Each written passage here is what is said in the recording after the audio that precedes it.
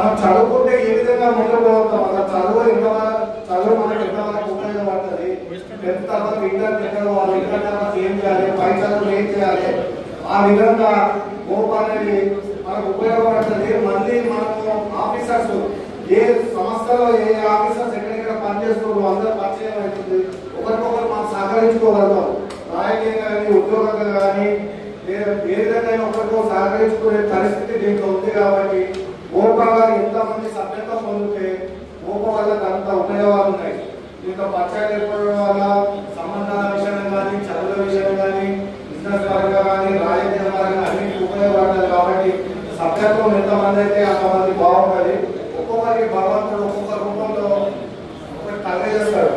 ఏంటంటే ఓపా అనేది మీరు నడుచుకుంటే బాగుంటుందని కొంతమంది ఎన్నుకోగలుగుతారు. రాజకీయంగా మీరు చేస్తే గవర్నమెంట్ మీరు చేస్తే బాగుంటుంది. అట్లా కొంతమంది ఇప్పుడు శ్రీనివాస్ గౌడ్ కానీ, పొన్నప్రభాకర్ గారు కానీ, నాయక్ గౌడ్ గారు కానీ, అలియాస్కి గౌడ్ గారు, అట్లా కొంతమందిని కొన్ని రంగాలలో ఒక భగవంతుడే నిర్ణయం చేస్తారు. మనం అనుకోవద్దు వాళ్ళు పైన వస్తుంది, మన కింద వస్తుంది. ఆ కులంలో అందరం ఒకటి ఎక్కడ వస్తుంది